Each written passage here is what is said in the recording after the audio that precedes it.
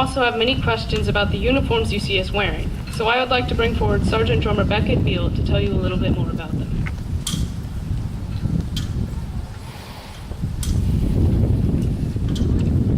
Good afternoon, ladies and gentlemen. Again, my name is Beckett Beal, and I'm a sergeant drummer with the Fifes and Drums of Yorktown. Now today, I'm going to talk about the uniforms which we're wearing. I'd like to start off with the Junior Corps, or those in the blue. They are wearing what an average farmer or tradesman would have worn during the American Revolution. Their uniform consists of black shoes, white stockings, knee breeches, a farmer shirt, a blue waistcoat, and a tricorn hat. Tri meaning 3 and corn short for corner. After several years of study, they would advance to the Senior Corps. Now before I continue, may I get a show of hands as to who thought we were the British when we marched up here today? Well, in fact, we are not the British, but American musicians. You see, during the time of the Revolutionary War, war was considered a gentleman's game. And in that gentleman's game, it was considered bad play to knock out your opponent's means of communication. So to solve this problem, the fifers and drummers would wear the opposite colors of their regiment. The Virginia militia wore blue coats with red facings, so we would wear red coats with blue facings. Another addition to our uniform is this patch of cloth on our hat called a cockade, and this was used to signify a soldier's country of origin. However, today we use it for our rank structure. And lastly are these tassels. Although they look like they're just for decoration, they actually do serve a purpose. You see, our hats are very broad, and when it rains, they tend to quickly fill up with water. These tassels soak up the water and drip it harmlessly onto our shoulders, so when we go to give our commanding officer a salute, we would not throw hats full of water into his face. Thank you.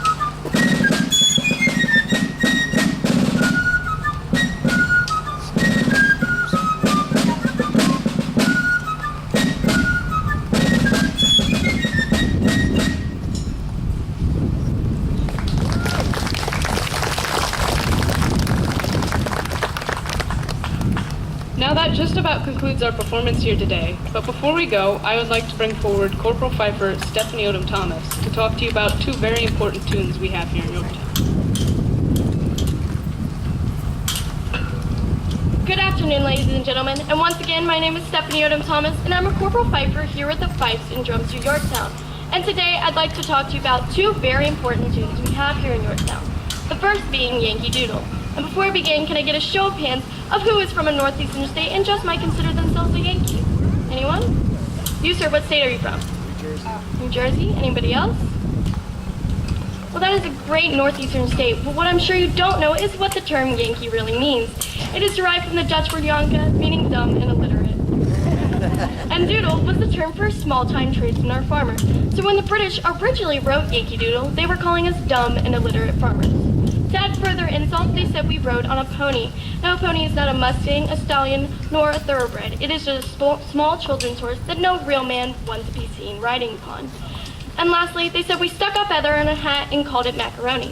The feather they were referring to is this brightly colored piece of cloth in our hat called a cockade, and macaroni was the term for the style or fashion of the day, such as silk frills, long flowing dresses, and powdered wigs. So in all, the British were calling us dumb and illiterate farmers, riding around on children's horses, trying unsuccessfully to fit in the fashion of the day. However, time would prove them wrong. The second tune I'd like to talk to you about is The World Turned Upside Down. Legend has it this was the tune played as Lord Cornwallis and his troops marched to Surrender Field, which is just a few miles from here. Now it is only legend because only one man wrote it down, and it was many years after the fact. As we all know, history cannot be based off of one man's word. However, there are a couple of supporting details. The first being that the terms of surrender back then stated that you had to play a tune either illegal in your home country or not of your origin. And The World Turned Upside Down was a very illegal tune in Great Britain, for its real name, When the King Enjoys Its Own Again, refers to King Charles I who had been beheaded. And the second reason we would like to think this was the tune played is if you think about it. On October 19, 1781, one of the world's greatest armies, under arguably one of the world's greatest generals, Lord Cornwallis, had to surrender to a motley crew of dumb and illiterate farmers. So truly, the world was turned upside down. Thank you, and now we'd like to play for you those two tunes.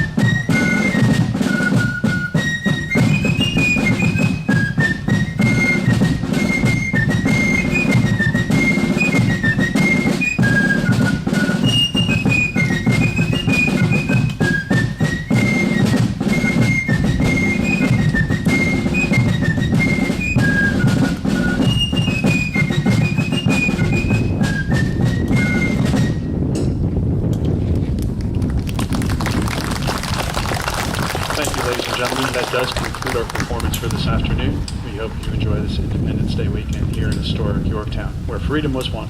Once again, the fifes and drums of Yorktown.